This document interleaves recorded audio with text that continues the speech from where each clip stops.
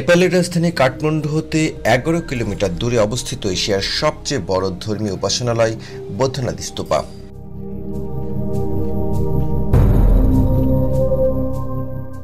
এটি 36 মিটার বা 118 ফুট উচ্চতা এবং 328 ফুট চওড়া নিয়ে নেপালের বৃহত্তম প্যাগোডা। একই সাথে এটি বিশ্বের বৃহত্তম গোলাকার স্তূপগুলির মধ্যে একটি এবং তিব্বতী বৌদ্ধ ধর্মের খুবই গুরুত্বপূর্ণ কেন্দ্র।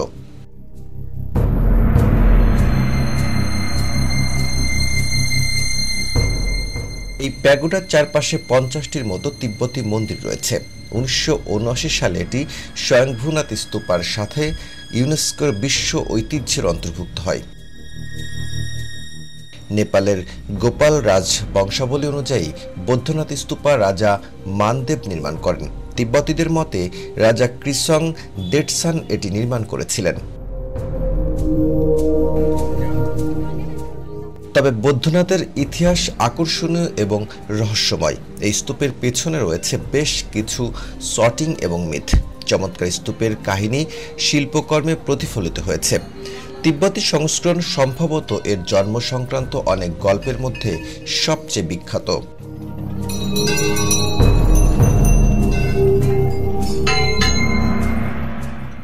বৌদ্ধনাথের প্রথম স্তূপটি 600 সালের পর নির্মিত হয়েছিল।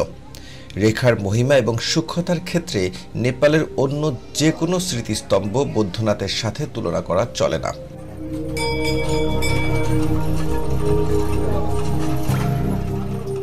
স্মৃতিস্তম্ভটি সুদৃষ্টভাবে এর অ্যালাবাস্টার মুকুট থেকে বুদ্ধের সর্বদর্শী চোখ দিয়ে এর চকচকে কাঠামো পর্যন্ত।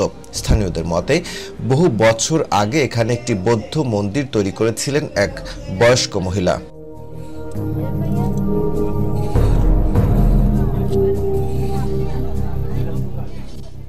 বিশ্বের বিভিন্ন দেশ থেকে আসা পর্যটকেরা এই মন্দির দর্শন করেন। প্রতি বছর বৌদ্ধ ধর্মের মানুষের আগমন ঘটে এখানে।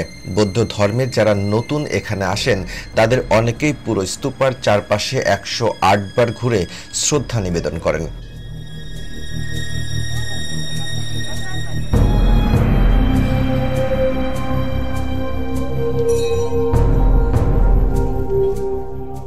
স্তূপের চারপাশ ঘিরে রয়েছে প্রশস্ত পথ। পাশে দেখা মেলে তিব্বতী দোকানপাট। প্রবেশের আগে স্বাগত জানাবে কবুতরের ঝাঁক।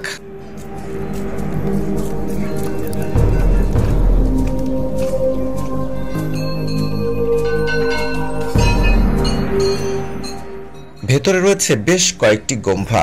এতে রয়েছে বিশাল আকারের প্রেয়ার হুইল। এগুলোতে যে মন্ত্র রয়েছে বৌদ্ধরা বিশ্বাস করে এগুলো ঘোরালে তাদের দুঃখ মোচন হয়। বৌদ্ধরা মনে করে প্রেয়ার হুইল যত বেশি ঘুরবে তত পূর্ণ হবে।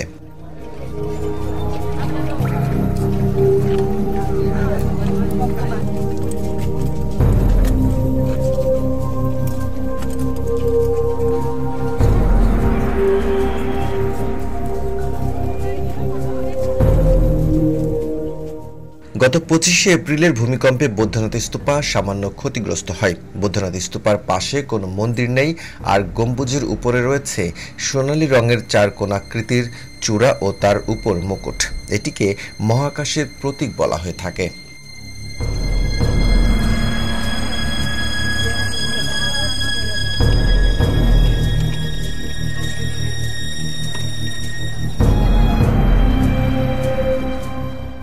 আপনি যদি বৌদ্ধ ধর্ম এবং স্থাপত্যে আগ্রহী হন তাহলে বৌদ্ধনাথ স্তূপ আপনার জন্য একটি আকর্ষণীয় স্থান হতে পারে। নেপালে আসলে অবশ্যই বৌদ্ধনাথ স্তূপটি ঘুরে দেখতে ভুলবেন না।